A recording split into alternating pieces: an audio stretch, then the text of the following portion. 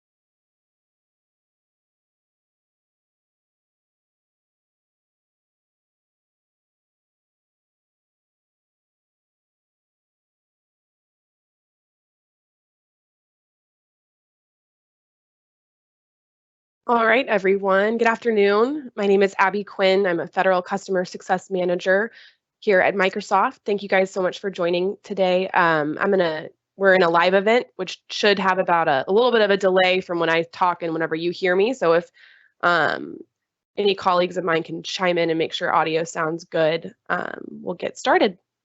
Sound great. Okay, thank you guys.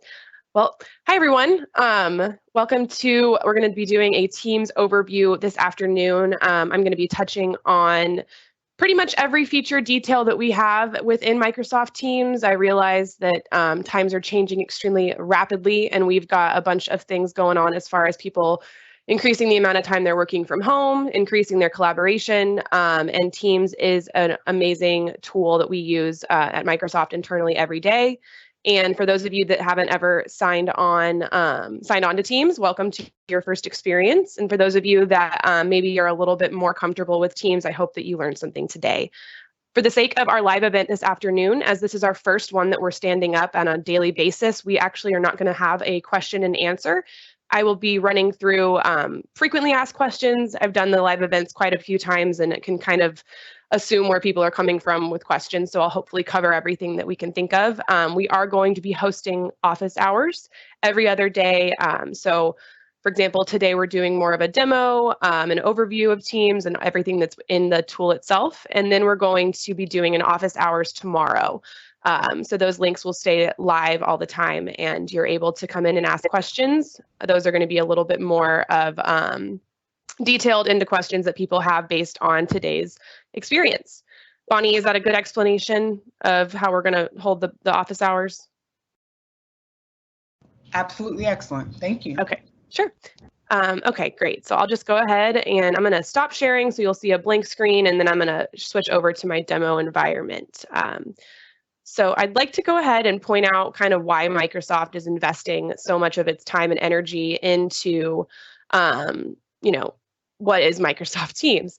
And a big reason that we're doing that is because we saw some gaps in functionality where Skype and SharePoint and Yammer were not able to do everything they needed to do. So Teams is a heavily collaborative client application. There's 3 different ways that you can use Teams. You can use it on your mobile device, you can use it in a browser, and you can also use it as a desktop application. Your credentials that you use to sign into Outlook will be the same that you'll use to sign into Teams. And I encourage everyone on this call, if you're, if you're willing, I would try to go log into Teams right now and work alongside me as I show some of the buttons and features and capabilities that Teams has. I really like Teams. I've been at Microsoft for about 2 years, and it's pretty much what I've exclusively used since I started. A big reason behind why Teams has been so successful is we have seen a drop down in the amount of time our customers are spending in Outlook. We've all done this before. You get to work at 8 or 9 in the morning, and you start to sit down, get ready, you got your coffee, you've got a whole day plan and your to-do list ready to go. And then all of a sudden you open Outlook and you realize you have 250 emails that you need to filter through and determine what's what and what's most important. Our hope is that Teams will help alleviate some of that time that you're spending, because all of a sudden you look up and it's lunchtime and all you've done is filter through emails. So Teams has some awesome, unique capabilities that help people really prioritize their work and put productivity first. So if you're going along with me, I am going to kind of set up the call today as I will be going down this menu bar that you see here. It should start with activity and end in files and an ellipses. I am in, as you can see, I'm in a browser experience. So that basically just means some of my functionality will be limited. I'm happy to I'll definitely touch on some of those points that are not in the browser experience and it should be in your desktop application. So if you're going along with me, don't be alarmed if you see something on your screen that's not on my screen. Just know that because of our demonstration environment, this is what we have to show people. We created this team here. It's a tenant with a few people that we've filled in from my team as well. So as you can see, I've got Adam Shao up here, and my name again is Abby Quinn. So this is an example of our one-on-one chat. I'm going to be going down this menu bar. I'm actually going to start with chat. I think it's one of the most self-explanatory functionality, but chat is going to incorporate a lot of the things that you're used to using with Skype for Business. You can do one-on-one chat, as you see here. You can do group chats. As you see here, we've got myself, Adam, and Roxy. Oh, there is Adam. He says, "Hi, Abby." And you can tell, kind of like an iMessaging or Facebook Messenger, you can see the ... dots whenever someone is reaching out to you. So you can see he's sent me "Hi, Abby" with a little GIF. And just to briefly touch on that, we do it within Teams. We have incorporated a lot of kind of social media and networking, rich messaging. And an example of that I'll show you here. So I see that Adam has said hi, and if I hover over his message, it offers me these options here, where I can give a thumbs up, a heart, a smile, a shocked face.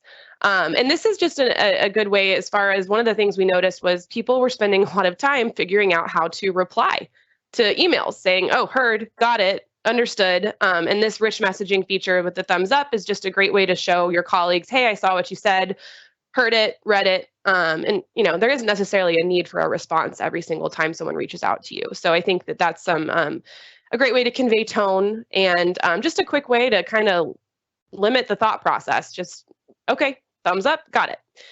We did also incorporate GIFs. And as you can see here, if I want to respond to Adam, I have just my message bar down here. I can say "Good afternoon." And if we were showing you guys our internal Microsoft, you would see tons of content here, but we did fill this content for the sake and purpose of this call right now. So as we go through these every day, there will be much more files and content added here. You would normally see a bunch of conversations here between you and your work groups, your boss, your colleagues. So as I was saying, you can type here in the message bar your message. If you click enter, so if I say, "How are you?" and I click enter, it does go ahead and send the message. If you need to make something a little bit more formal, you do have the option here to format, which is this A with the paintbrush. And that allows you to it takes you to more of like a Microsoft Word or an email functionality. You can type more. I'm so bad at thinking of examples on the fly. So you can click enter and it takes you down to the next line as opposed to sending the message. Just something to note. But let's say that I did send this message and I discovered that, oh, I wanted to add a 4. So I can go here and hover over the message. This ellipses appears here. And if I wanted to add a 4, I could select edit. Oh, just disappeared on me. Edit. And then it takes me back to the message and I can add a 4. Oh, I clicked enter, but I would be able to add a 4. Or let's say that this was just, I didn't mean to send this, my bad. Adam, disregard. You can, as the sender, delete that message, and this message has been deleted, is only appears on your screen. Adam would not be able to see that it was deleted. Really nice, kind of like email recall. Sometimes we send things we don't mean to. Awesome. Adam's feeling strong. See, he incorporated an emoji. So down here is right next to where the formatting A and Paintbrush are, you've got your attachment paperclip. Very similar to Outlook functionality. This is where you can attach files from your OneDrive or upload them from your personal device. I want to keep going down here, but I will touch on file sharing a little bit more. You've got some emojis and emotions here. The GIF functionality, internally, we use this all the time. Oh, there's Jennifer Aniston. I would use that one. But it is something that we use, especially whenever we're working from home. It's hard to kind of have that feeling like you're a part of a team and where did everybody go? So I think that GIFs allow a little bit more fun to be incorporated, especially when you are farther apart in distance than you're typically used to. Some people, it's not necessarily the most professional all the time, but agency-wide, you actually are able to kind of give like a restriction. You can do moderate or very restrictive GIFs, or you can disable GIFs altogether within a team itself. And I'll show you how to do that if you so choose. But I do recommend, just for morale's sake, having at least one channel or chat message where you do enable the GIF functionality, because I think that as we navigate trying to work from home more and see our colleagues less, I think that it really does actually add a lot of voice and tone and communication that we're not going to get as much as we are used to, especially if we're used to working in an office. This next little button is like a Post-it note with a smiley face. You can actually create your own memes.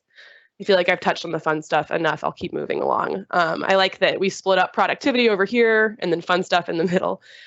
This calendar with the plus sign is you're actually able to schedule a meeting like that. You can just click this button and it'll take you to one of the ways that you can schedule a meeting. I will touch on how to schedule and create meetings a little bit later in the demonstration, but this is just a really great way. For example, actually, Adam and I had an impromptu phone call today, and I was able to schedule that via this button here. And it just is set up very similar to Outlook. You're used to this. Title it, invite other people if you so choose, or if you just want it to be a one-on-one, this is a great button if you're trying to set up some meetings on the fly. So other functionality within chat, you are able, one of the things I'll mention quite a bit today are these tabs. Similar to like a tab in your browser. These things are going to, by default, be created in a one-on-one chat. You're always going to have chat, files, organization, and activity. Files is going to be any files that you've shared with that person. They are going to be stored here. So great for recall. You don't have to scroll through messages to try to find where files were sent, at what day. All the files that are shared are going to be stored here. And imagine that we've shared tons of files, because I'll put more content in here. Organization, you're not going to see anything in this demo environment, but in your own environment, you should see, based on your Active Directory, you should see someone's hierarchy in the business, who their coworkers are, what their title is, their email and contact information should all be present here in this organization tab. And then activity functions a lot like the See Friendship option in Facebook. It's kind of like a connection. Where have you guys been collaborating? What documents? What have you posted with each other? Those types of things will show up here. And as you can see, we filled all this about, today. This little addition plus sign here is a way that you can actually add other files and tabs to your tab bar. So if you guys select the plus sign, you should see a few more applications right now in the demo environment. It's only showing me Microsoft products here. But let's say that we were working on a document in Excel every single day, especially right now when project teams are getting split up and working from home we're trying to figure out what to do. There might be a document, like a living, breathing document that you're working on constantly. And you can always select Excel and upload that document here, and it'll actually upload as a tab to the top of the screen. And as you're updating it, it will change real time. That's another amazing feature for Microsoft Teams is the co-authoring capabilities. So on that note, I'm going to actually ask Adam, if you don't mind going in and checking out the Swarm Blueprint deck. So as you guys can see, I just went to Files and I found the one document that we have shared together that I've asked him to collaborate with me on. And I'm actually just going to click the link here, and it will take me to a version of PowerPoint that exists in Teams. And the Teams version of PowerPoint is actually very similar to a browser experience. But if I did want to take this to my desktop or open it in the online, I could click this drop-down menu, and it gives you the chance to either edit it in Teams, open in your desktop application, or open in the browser. So if you needed more functionality, you'd be able to do that. But I'm just going to click Edit in Teams because this is a Teams demo. So. And we have a new way of doing things at Microsoft called swarming, and I love bumblebees, so I really went with this theme here. I wish I had a backstage laughing at my jokes right now. So we've got our swarm blueprint, and as you can see, I didn't leave Teams. My screen is still purple, and I can actually see that Adam Shao is also editing. So if we had 5 or 6 people working on something, you'd be able to see all those people in the document itself. And then Adam, if you click on another slide, like slide 4, yep, oh, same brain. You can actually see his cursor appear here, and you can see his name. He is in pink. If we had multiple people, we would all be able to collaborate. Actually, let's say that I want to talk to Adam. I can go up here to this chat box, and it'll take me directly to our one-on-one chat, and I'm able to say, can we double check spelling on slide, I don't have barely any words, so we'll just say slide 2. And you can actively be interacting with the person that you're co-authoring this document with from a chat perspective. You can also see the changes they're making. Some frequently asked questions that we get in this section of the presentation. Permissions are set at the document level, so the original creator of the document has the ultimate power to lock a document down or to change the permissions. So everyone needs to know that their original creator has that power. For an example, if you came to the office one day and your counterparts across the world were working all night on something, you would be able to restore that version history. You would be able to lock the document down if that was the final version of it. Everything that you're used to using with your normal Office products, you're going to be able to do within Teams. So I think that's just an important thing to note. Everything that is stored everything that is said in a one-on-one chat is also stored in your personal OneDrive for Business. Something to note there too is the chat will remain persistent. So you can see I can scroll up and down and it doesn't go away. That's a little bit of a nuanced difference from Skype for Business. We do have persistent chat, and all of that would be discoverable in OneDrive for Business.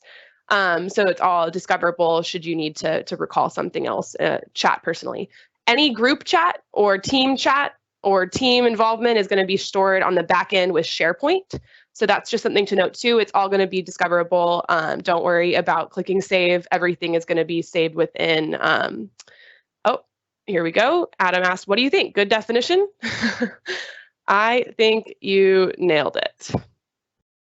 All right, cool. So let's say that I'm good here. I've seen the edits. I know Adam's working on it. He just reacted. He gave me a heart on that message. Y'all can see that there. So I'm going to close this out. And that is just our kind of brief overview about file sharing within chat. We use this all the time. As we were setting up this meeting today and trying to figure out how we were going to do the reoccurring link, we use Teams constantly. It's where we do our daily stand-up call. It's where we end the day.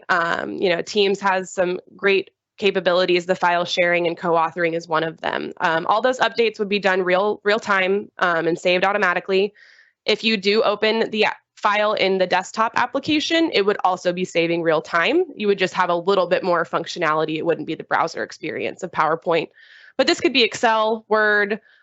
We share PDFs like this. I will say that this is a place that we're in a lot. All right, so now I want to give an example of a group chat. So we have myself, Adam, and Roxy here. Let's say we're going to call ourselves the Gold Team. You can actually rename Gold chats here, which is really important because you don't want to accidentally text or message a whole team as opposed to one person. This is some good detail here. You just select this little pin and it gives you the group name, very similar to iMessage capabilities as well. Another thing to point out is everything you do in Teams is documented. So you can see Abby Quinn changed the group name to the Gold Team. If I were to add users, you'd be able to see that. So let's go ahead. Let's add a user. So right now we've got myself, Adam, and Roxy. If you go up here on the right-hand side of your screen, you'll see a little like two logos and a plus sign. So we can actually add people. If you click on that, you can click add people. And it gives us the option, this is really important, it gives us the option to actually include chat history, to not include chat history, or to include chat history from the past X number of days. And this is really critical because we added this functionality because obviously we want people to not have to type over and over again or copy and paste the same message over and over again. So having this capability is super critical as far as keeping everyone in the loop and not recreating the wheel. So I'm going to include all chat history when I add Bonnie, and I'm going to go ahead and add her. And that functionality, that option to include chat will present itself if you have a meeting with 3 people or more, or a group chat with 3 people or more. It doesn't exist if you just have a one-on-one and you add a second person to that. Just something to note. So now you can see Gold Team, loving it. Hey, Adam. Same thing. There's, oh, Roxy sent a GIF of an owl. So just like in our one-on-one chat, we've got chat and we've got files. And we also have the capability, again, to add more tabs, should we please. Group chats are a really, really great way. We've got one running internally with my team. We share everything from group questions. And I recommend the group chat functionality for if you're working with a smaller group of people. Obviously, Teams, the meat and potatoes part of Teams is the Teams icon, which I'm about to get to. But if you have a smaller group or if you have a project that's maybe not going to last forever or something, I think group chat's a great functionality. You do actually have a few more features available to you if you do create a team. But I like group chat for smaller group conversations, or maybe you're working on something that's only going to last this week. So that's really, really a good idea. So let's see, I want to pause for questions, but there aren't going to be any. Adam, is there anything else I should cover here? Or Bonnie, anything else I should add? Well, just a good feedback point too is when people think of chat, it's really a lot of times the sidebar conversations, as Abby said, it's the quick hits, the quick wins, and where they store to is in your OneDrive. So if you share a file that's covered within the chat, it's really shared to an individual's OneDrive, whoever initiated. Whereas the teams are longer lasting and share over to SharePoint. So that's a good key differential of when. So if you're thinking sidebar conversations, that's chat. Something that you want everyone to see for a larger audience, then that's something that you do more in a team. Yeah, that's great call out, Bonnie. Yep, and I'll just reiterate that chat's always private unless you're in it. So if you're not in a group chat, you have no idea that it's there. So don't worry about that. If you need to have a private conversation, chat is the way to go. Also, if you're in an organization that's clamping down on teams, creating new teams, if you need sort of a quick workspace for just a few people, like a smaller group, and you don't have the ability to set up a Teams right away, chat could be a good alternative, right? Because you can set up a chat, you can have files there. It's, you know, not quite the same as having a full team, but sometimes it works for a smaller group. Yeah, that's a great workaround. It just depends on your organization and how they are spinning teams up at the time, but great call out, Adam. Thank you. We can also pin chats. Yep, I was just about to show that, Bonnie. Thank you. So, and again, imagine there are plenty of people here that have contacted me and are reaching out. One of the things we get feedback on is how do I organize this? And that's a great question because some people don't want to see every single chat they've ever been on, basically. And you do, I always say when in doubt, hover over the ellipses because you're always going to be presented with more options whenever you click on that ... So you have, let's say you read something just as you were leaving the office, but you know you need to see that in the morning. You can always mark it as unread and it will remain bolded. You can pin conversations, which actually is a great feature. I'm using it all the time this week as I start to work with more people. You can pin conversations that will allow, even when you scroll, they'll stay up top. So your manager, your closest peer, this is a great option, or maybe a group chat that you're constantly participating in is great to pin there here. You can also unpin, you can mute group conversations. So let's say, you know, you weren't going to be super involved anymore in a conversation and you need to let that conversation just happen without you. You can mute it so you won't get notified, or you can hide, which will essentially, let's say you had a one-on-one conversation with someone and then you knew it was just a one-off conversation and you weren't going to be actively interacting with them as much anymore. You could hide that conversation and it will take it away from your chat panel. And that is great functionality as far as people wanting to keep things clean and organized. The hide functionality, if someone that you hide in a chat does contact you again, it will appear again automatically.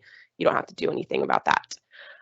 So when in doubt, hover over those ellipses. And just to kind of elaborate on what Bonnie and Adam were saying as well, I think of Teams and especially group chats as my most informal version of communication.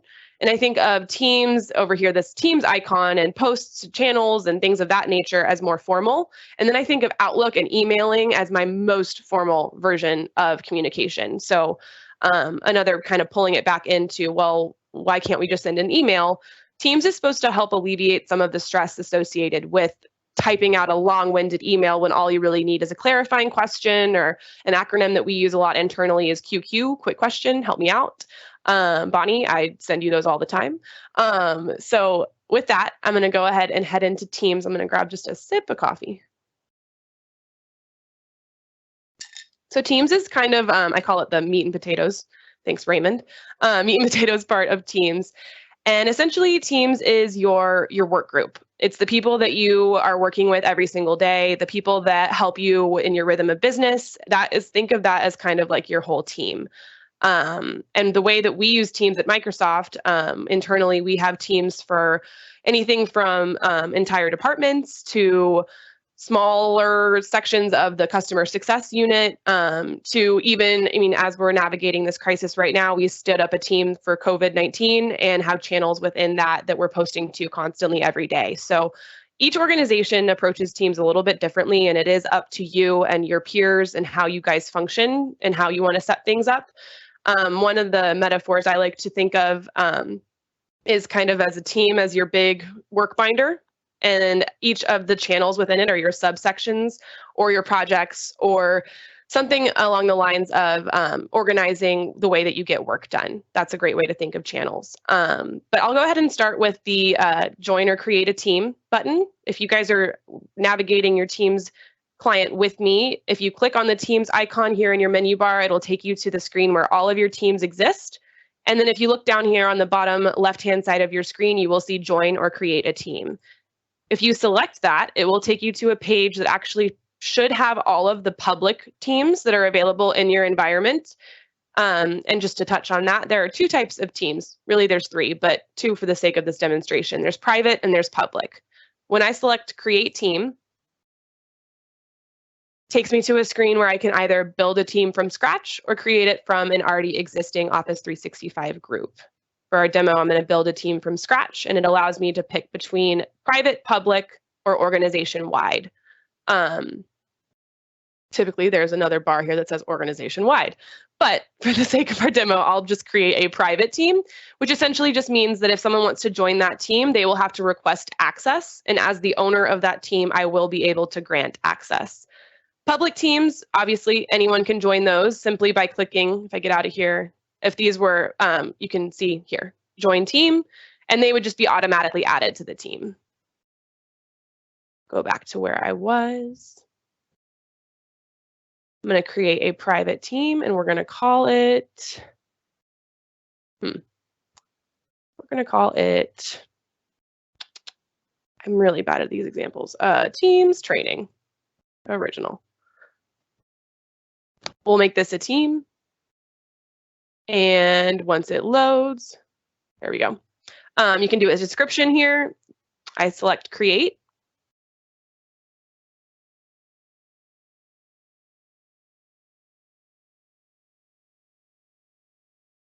Yep. It's taking just a minute to load, everyone. I'm on a home Wi-Fi, so that makes sense. But this is where you'd be able to add members to a team, and if they're in their Active Directory, they would be able to pretty much just type their name out and select them from a drop-down menu.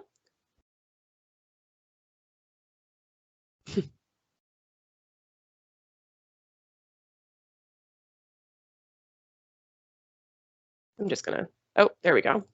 Oh, okay.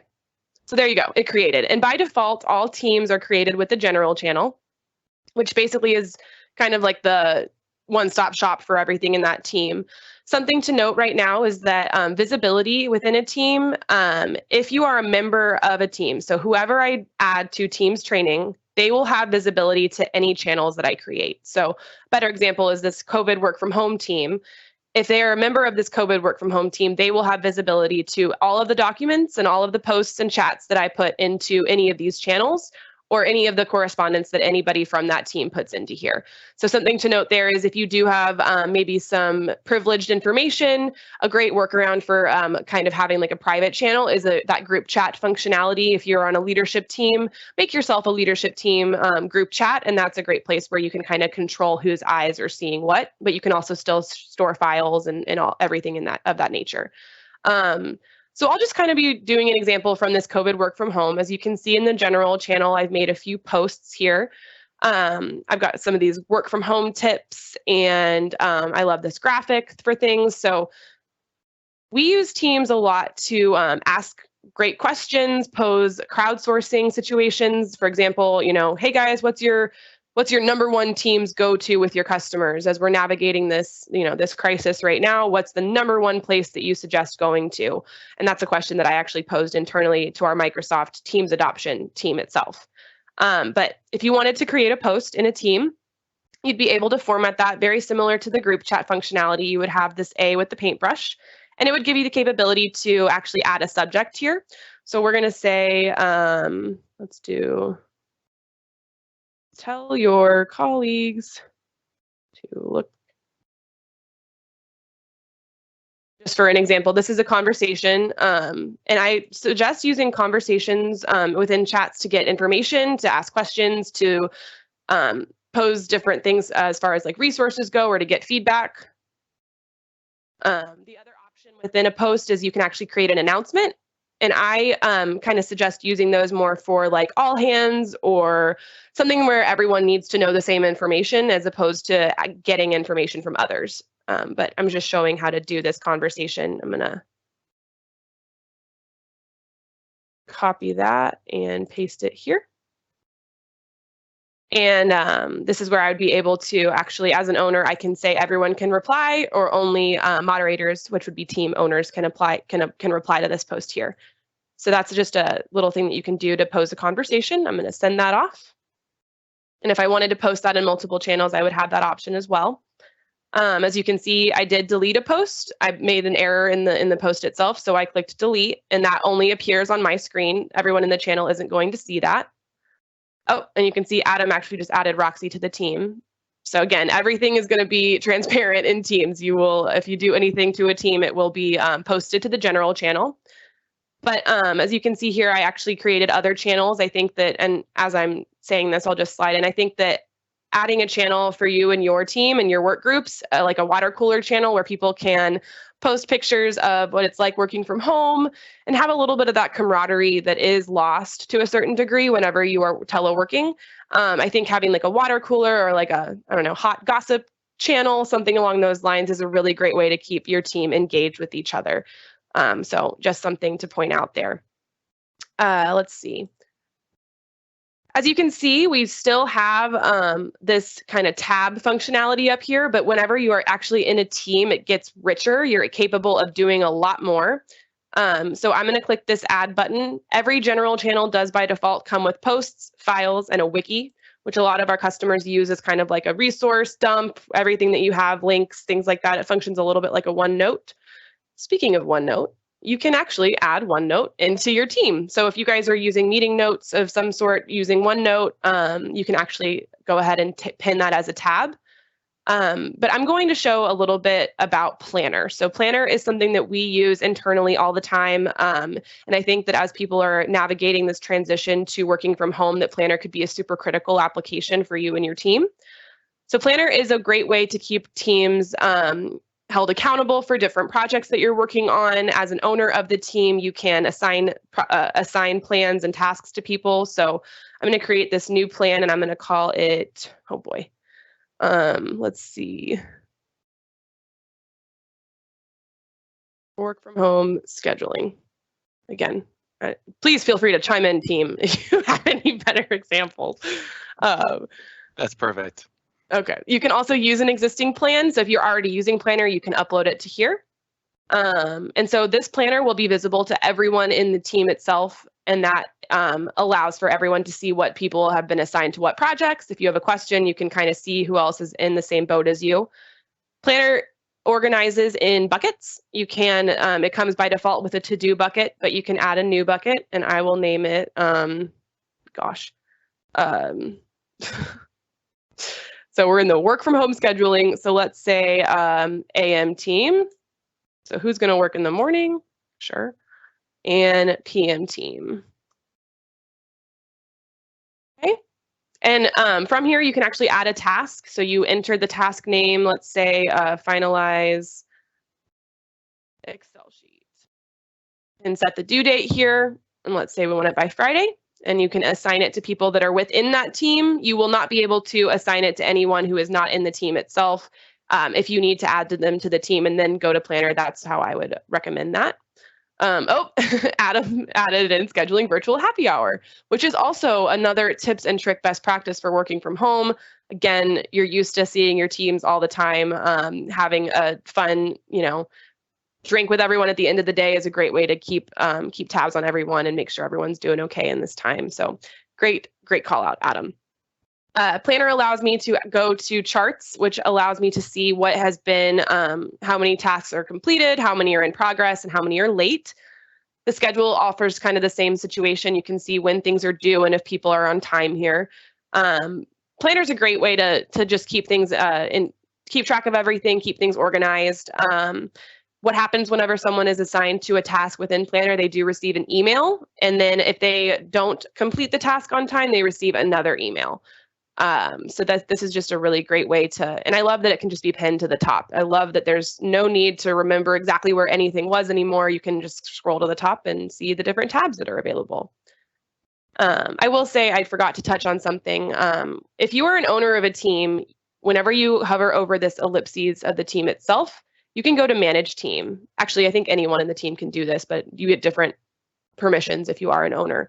But if you want to see everyone that's in the team itself, you can select this drop down and you're able to see everyone who is in it. If I wanted Roxy to actually be given the same rights that I have as an owner, I can promote her kind of as an owner right here, and she immediately gets pulled into that.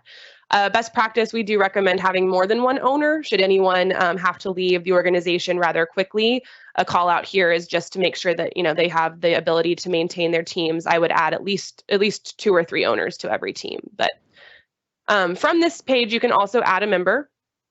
Well, so can we pause there for a second, Abby? Because the Sure. other great thing there she just demonstrated for you is how you promote someone to an owner. And if, say, for example, Adam were leaving the team, she could demote him and then remove him, right? So it's a great way in order to control access as people ebb and flow. So it's a good thing to see. Yep. We don't want to remove Adam right now because he's actively helping. He is, yes, I'm not going to remove him. But it's a good way for people to know how they can control when people come and go into their team. Yep, thanks, Bonnie. Absolutely. You can also see, since this is a private team, I can see the pending requests if someone were to have requested access to this team. Within that as well, I can see channels. And just for those of you that maybe weren't looking, I got to this screen by clicking the ellipses and I clicked Manage Team. It took me to kind of like the team settings. This is where you can add different channels here. And I'm getting a notification. Adam requested to add Bonnie to my team. And since he's not an owner anymore, we just demoted him, I'm allowed to accept that pending request. So Bonnie was just added. Here you can add channels. And I think that the best way to just explain channels they really are like subdividers. So think of them as projects that are going on, departments that need to be separated that might have different information. And again, work with your virtual teams right now to figure out what the best taxonomy and organization is going to be for your specific team. It changes and varies by organization and by work group. We've got our team settings. You can add a team picture, never a bad idea for morale there. Member permissions, so that you can change the different things for different owners. At mentions, for those of you that don't know, anytime that you put the at sign and then someone's name, they do get a specific notification. So you've got a little bit of control over here. Team code. This is important because one of the things that you might be doing right now is hosting very large meetings and asking people to join teams. So let's say that for this specific COVID work from home team, I'm hosting an all hands and I want everyone who's in that all hands to request access to join this team. If I go to my settings section and go to team code and click generate, it gives me a one-time use. Everyone can use this for right now until I reset it, but I would just tell everyone that was in that call A8SDYT2, and they could enter that into, I'll go show you where that is. They would enter that, copy and paste or enter it by going to join or create a team and join a team with a code. So you would be able to do that here, just to kind of bring it full circle for y'all. I'm going to go back to my ellipses over here and click Manage Team. It was just in the settings. Just remember, if you do use that team code option, to always reset it or to remove the code, because it's, if you want, otherwise people can just use it all the time. And this is where I mentioned in the very beginning that you can disable some of that fun stuff. So you can enable Giphies for this team. Giphies or Jiffies? Oh, it's live. Okay. This is where you can do strict or moderate and kind of mitigate any inappropriate GIFs, but I will say I haven't seen anything just absolutely egregious before. You can enable your stickers and memes, and if you uncheck all of this, that would disable that quote unquote fun stuff for the team itself. So just something to keep mindful of as you are creating your teams. While I'm on this page too, one of the things that we use internally with Microsoft is this search or type a command button. One of the things, the shortcuts that we have is if you do a /, it takes you to a series of options that can be used to get you places faster, aka shortcuts. But I often use the / mentions, and I don't think I actually have any. Adam, can you mention me, please, so that they can see what that looks like? If I was being mentioned anywhere, I would be able to filter that and see that here. But the search functionality also is great because you can use key phrases. Oh, there's Adam, he mentioned me. So if I search here, it'll take me to all the posts and messages and chats where that word was used. And I can also search people. So if I search Adam, if I click on his name right here, it will take me to a one-on-one chat with him. However, if I type his whole name out, oh, it took me down there. If I type his whole name out and then select enter, it will take me to everything that he's posted. So a little bit of a detailed difference there. If I type his name out and select enter, it takes me to the post where he has. If I click on his name from the drop down, it will take me to our messages together. And then there's also people and files there too. Yeah. So if you wanted to search for people, if this is a demo tenant where I'm the only Adam in there, but if there are other ones, I would pop up, and then any files that I shared and any files that have Adam in it would also show up. And that's great because if you remember, oh, I know Adam sent me something, but I can't remember what it's called. It's a great way to find things without having to know the unique name. Yep, Bonnie, I used that today whenever I was searching for your invite to send to my customers for this. So yeah, we use this all the time. It's just a good thing to point out. With that, I'm going to take another sip of water and get right into calendar.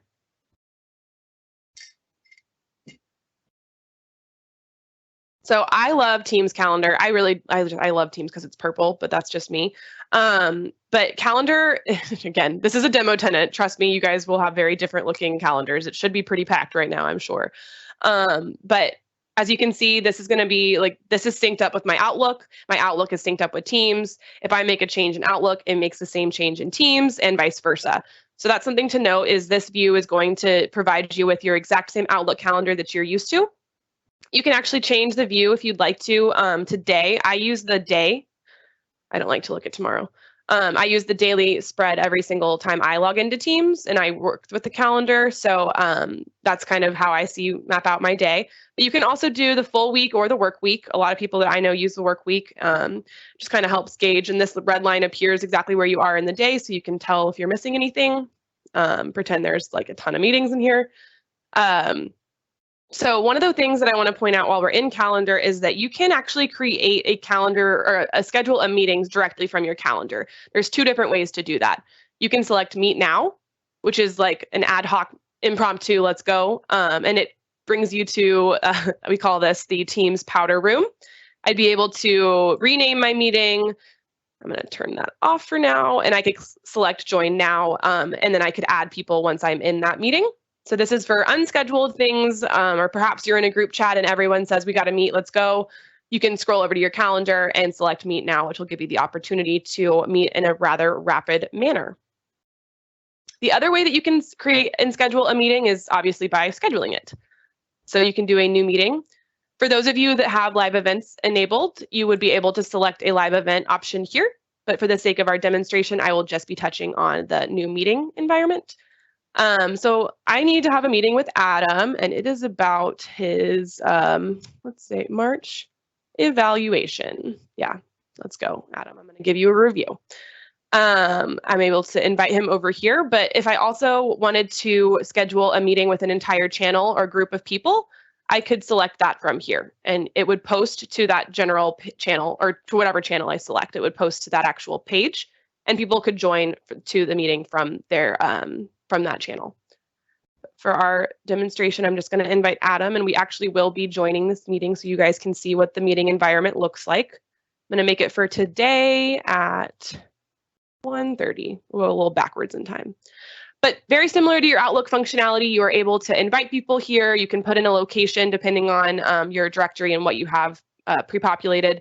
As far as I know, most people with in the organizations that I work with who have like a room booking, you would still have to book your room through Outlook, and then it might pre-populate into Teams. It just depends on your organization. You are offered a scheduling assistant, which is great for whenever you have multiple people and you need to make sure that you find a time that works. For our demonstration, I think he's pretty free. So we'd be able to find a time that works for everybody. And go back. And then you're able to add an agenda here. If you need to, that will pop up whenever everyone clicks on the invite itself. So I've got 1:30 to 2 today. I'm going to go ahead and schedule this. And you'll notice it's already 1:46, so I'm very late. Let's say that I wanted to tell Adam, hey, I'm sorry, my call ran over. If there are more people in this is a great option here. You can chat with participants, this button here. It will take me directly to a meeting chat, and you'll notice that it's a meeting and it's not a one-on-one chat because of this little icon here with like the calendar indication. I'm able to click chat with participants and say, hey, Adam, my call ran late. Let's join now. And that this is great functionality for, say you have to get an attachment or you want people to look over a PowerPoint deck before the meeting. You can chat with participants and upload that file here and say, please read beforehand. So that's really great as far as getting people prepared for meetings. So now that I see that I'm in this meeting chat, I can select join, which will take me to the meeting, but I'm going to show you guys what it looks like if you're just hopping into your chair and you know that you have a meeting right now. It'll appear on your calendar in Teams like this, and you can select that one-click join button, and it'll take you back to your powder room here. I'm going to disable my camera and disable my mic right now, but this is the powder room. This is where you can kind of pick how you want to look, give yourself a checkout here to make sure you're all good to go if you're using your camera. You can also, if you are using multiple screens, you can change the devices, you can change your speakers, and I'm using a headset right now, so you can see that here. Change the positioning of your camera. This is really big if you need it to be the front camera or the back camera if you have two. So that's just important to note. I'm going to exit out here and I'm going to go ahead and select join now. And it takes me directly into the meeting that Adam should be at. It might take just a second. There we go. So right now I'm the only one here. When Adam joins, I will see his screen as well. But while he's doing that, I'm going to go ahead and show you guys. We've got the capability of turning your camera on and off is here. And I have a privacy protector. Hello, everyone. Oh, there's Adam. Okay, so I'm going to turn my camera off. But you can mute and unmute here. Pretty important to know where that one is. This is going to be your share tray. So wherever you need to do desktop sharing, and I'm in the browser, so it's going to tell me it's not supported, but it's okay. The share tray will open up and give you the option to show different screens that are currently open on your desktop. The ... allows you to look at your device settings again. If you're in mid-meeting and you need to change something up, you can do that here. It also gives you the option, this is a great button here, show meeting notes. So whenever I initiate meeting notes and I click take notes, it's going to be similar to like a OneNote functionality. But what it did in the backend was actually create a new tab called meeting notes. So I'll show you guys that whenever we exit out, but it does store all of your meeting notes for that particular meeting in one place in the chat in its own tab. And this is great for reoccurring meetings. If you have a stand-up call every day or a weekly all hands of some sort that allows you, that you need to keep notes on, one of the biggest things that Teams helps to prevent is that 45-minute time period where you're just reviewing last week's information. We hope that we get people into the nitty-gritty of their conversations a little bit quicker by providing persistent information that is attached to meetings itself. And then I would be able to say, you did great. That's going to be my evaluation, Adam. Good job. And here you can highlight things, you know, you have some functionality similar to Outlook or your Microsoft Word. As you can see, there's a little red dot here, and that's going to notify me that a chat has been instigated and that he is saying something. So I made notes here. He tagged me and mentioned me. So you can tell, you know, that we're talking and able to collaborate if someone needs to go off of audio. If we needed to add someone else to this meeting, I would be able to click show participants, and I would be able to either dial a phone number or invite them via their name. Oh, sorry, Adam, I just got your chat. There he is, folks. So that's what it would look like if I had a meeting, or I'll go ahead and turn mine on too, so that y'all can see what it looks like when there's two people. I wish I kept my glasses on, but there's Adam. He's got his bike and his home office all set up. I wonder if every one of our audience members is setting up a cool office. Thank you, Adam. I'm going to turn off now. So if I wanted to invite someone else, I could type their name in here. If I wanted to invite Roxy, I'd be able to call her in and she could join if she wanted to or if she was available. I'm going to go ahead and close out of our meeting and just show where the meeting notes came up. But that is a brief overview of what it looks like to be in a Teams meeting call. It will show you 4 different views. If you have people with their video cameras, it'll show 4 people. It will automatically show who is speaking if they have their camera turned on. If the person who is speaking in the meeting doesn't have their camera turned on, then their icon would kind of pulsate purple. So you would know that they were the ones that had their audio engaged. You can see here, it does tell me when the meeting ended, so you can always know how long meetings were. And as you see up here, we've got a new tab that was added, and these meeting notes will exist here. Excuse me. So that was just a brief overview of what it looks like to be in a meeting. We use Microsoft Teams all the time. And a lot of us are turning on our camera more and more. I do think that as a tip, whenever you're working from home, it can still, having that eye-to-eye, face-to-face conversation is a really great way to get things done and still provide that kind of human touch to things. As you can see, it created a meeting chat here, but I also have the capability, if I know that I don't need to be in that meeting anymore, I'm able to mute or hide that if I needed to. All right, so what else can we go over in Calendar? You are able to pull different months out. You can do the whole year here. I used to think that Outlook was it showed more, but Teams shows just as much. Let's see. If I wanted to, as I said before, you can schedule from the calendar screen, but you can also schedule from here. You can click that schedule button there, add a meeting. Several different ways to add meetings. And then I believe, Adam, did you say you posted a meeting to a channel? Oh, yep. Yeah, if you go to the updates channel, okay, you'll see a little icon. Yeah. Yep.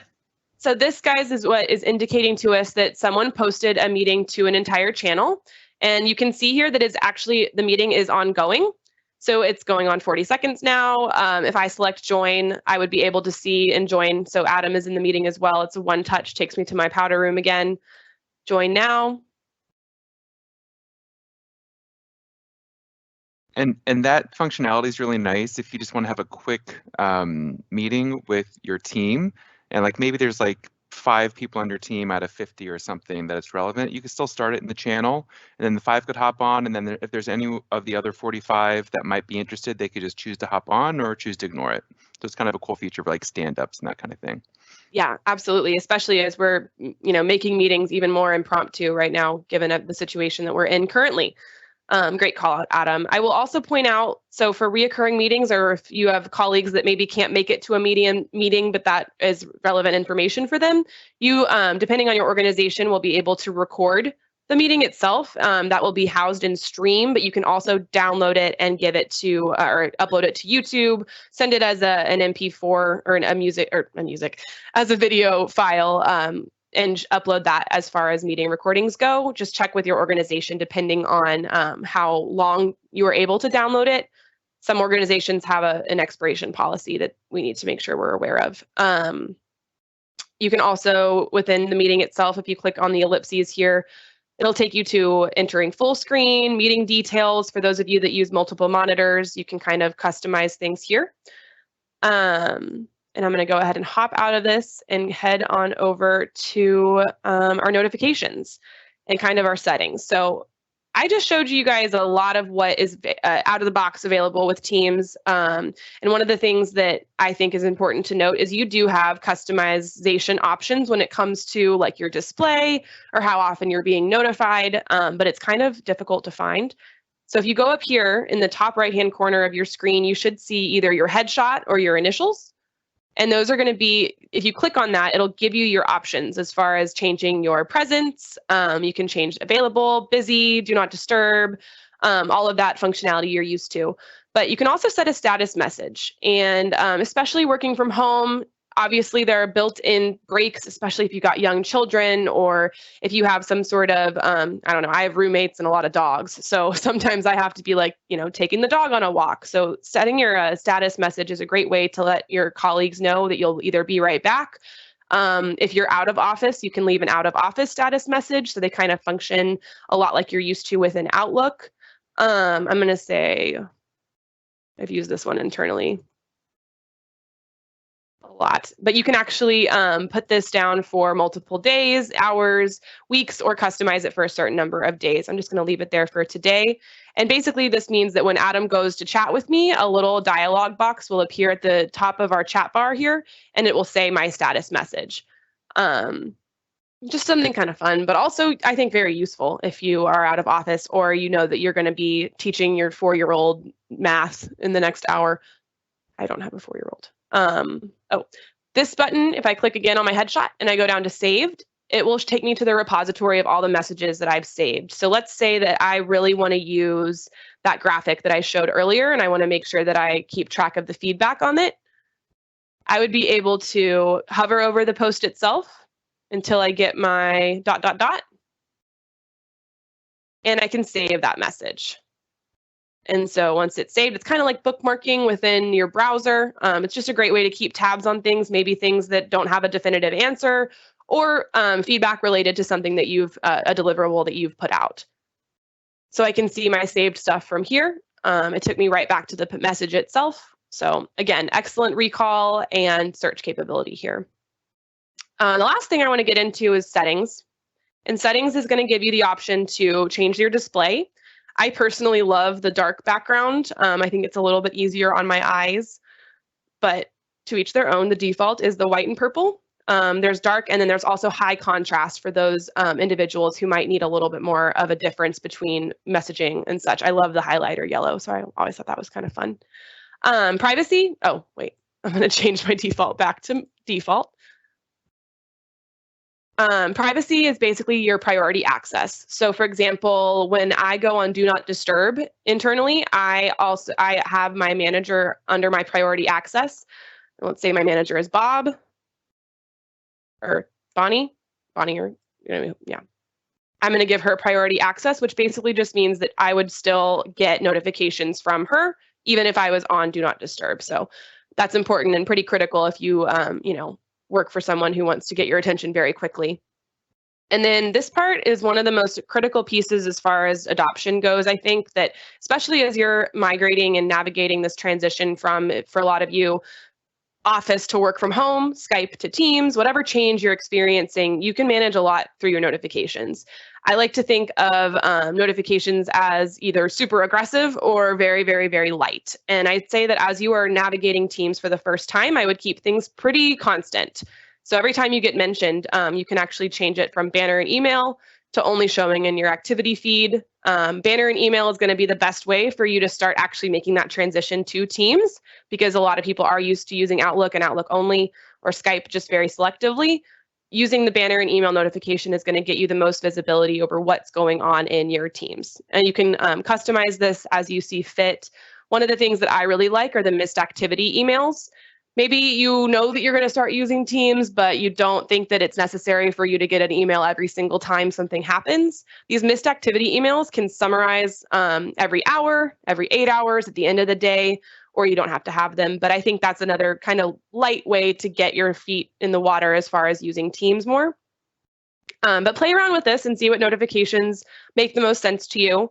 This status will actually allow you to add people where if they become online, or if they go online or go offline, you'll get notified. So if you have a manager who you want to keep very close tabs on, and you want to make sure you're online when they're online, I would add them to your following a person status. So that's kind of just an overview over the notifications and settings as far as what's capable or what's available in Teams. Just a few more things to touch on, and then I am almost done. Over here, you've got files, which is just another location where you can see the files that you've been working on or that your colleagues have been working on. This is a little bit more personal as far as this is what I've touched, but it does coordinate your Teams and your OneDrive. The last thing I'll touch on is help, which is this help button down here at the bottom left-hand side of your screen. We've got different topics, and everyone's help kind of looks different, but if you select it, it should say something along the lines of topics or training, and basically everything that I've gone over today is going to be available in this help section. Teams and channels, overview here, messaging, overview here. So if you're struggling with something, try to take a look at help. It should be able to give you some help. And I think that this could be very useful if there was something that maybe I didn't touch on as much as you would have liked today, or what have you. Got some good stuff, and it's very easy to consume. It's not going to be paragraph heavy or tons of videos or anything like that, which we do have that as well. But the activity feed is the last feature, and I wanted to save it for last because I wanted to explain all of these details so that you would know what these would look like. So your activity feed is very similar to like a news feed or a social media feed if you're used to that. It's going to be the thing where everything that's happening in relevance to you is going to be cataloged here.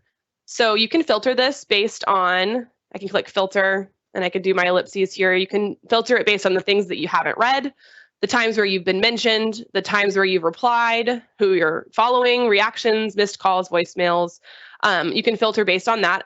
I get in every morning and I first of all sit down and see who has mentioned me, because those are going to be the things where my name is tied to them. So I want to check those first. Absolutely.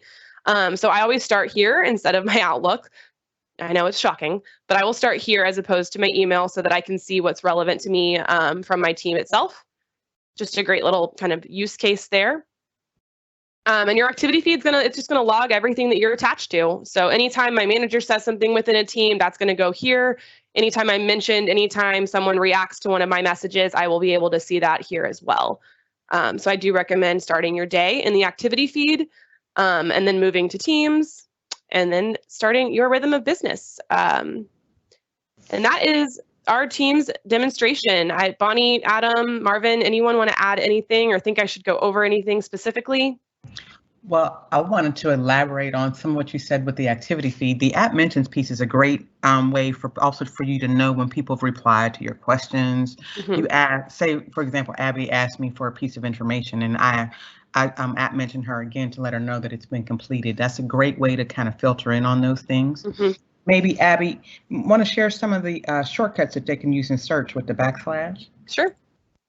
Yep. So just as another example, instead of going through that process of filtering the activity feed, I could do a / and do mentions and click enter. It'll take me to my mentions. If I want to do / and BRB, it will actually change my status. You'll see here. You'll see it's changed my green to yellow to let everyone know I'll be right back. And if I want to change it back, oh, I spelled it wrong. Ain't that the truth? Every time someone's watching. And I can change it to available, but the shortcuts are great. And if you don't know what shortcuts are available, if you just put in that /, it does give you a list of options. Also, if you just want to do a / and type some words, it'll tell you if it's a shortcut or not. I love it for some of its ability to do a quick chat. So instead of having to find someone, then click them, then start the conversation, if I want to do a quick / to Abby, then I could do a quick chat to her. That it helps streamline my day. So, you know, anytime you can do one less click, it helps give you time back. So that's one of the ways that I love to use it. So yeah, I just typed in her name and clicked on her name, and there we are.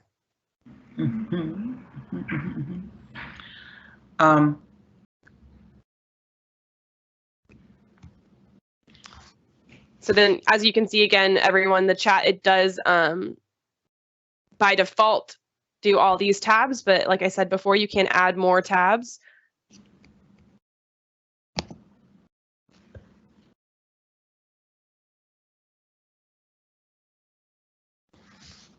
All right, team. I think that as far as an overview goes, since we do not have a question and answer portion today, that I'm going to go ahead and call that one more wrap. Yep. Actually, I have a thought on, I know one of the frequent questions that we get is when to use a team versus a channel, right?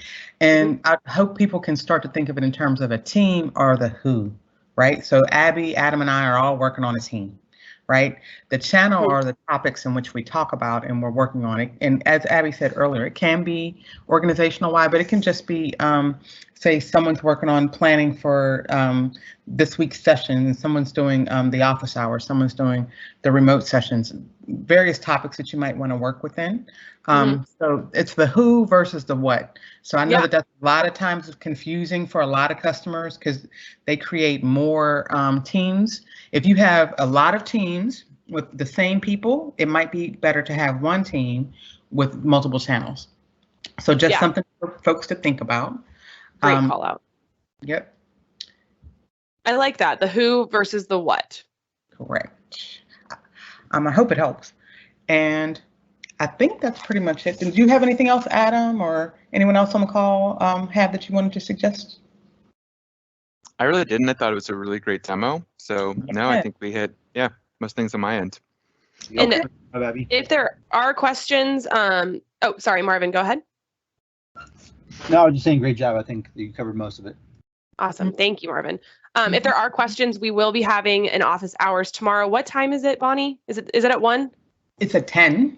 From 10 a.m. to 30, there's a Q&A office hours, so you will be able to ask your questions there and get lots of answers. So we hope everyone will go back and practice some, you know, open up Teams, start to experiment a bit. Download the mobile app if you have access via your agency. I know some agencies permit it, some don't. But if you go schedule a meeting. Yes, absolutely. You know, or try to have a quick chat with some folks that you work with regularly. Just start to get familiar with it. It will save you a lot of time. And we will be here. We will be here tomorrow at 10 a.m. Eastern to answer any questions that have come up from this session. I hope that you're excited about using Teams, and I hope that it can help alleviate some of the stress that we're all feeling as navigating from working from home. Great job, Abby. Thank you, everyone. I'm going to end it right now. Take care.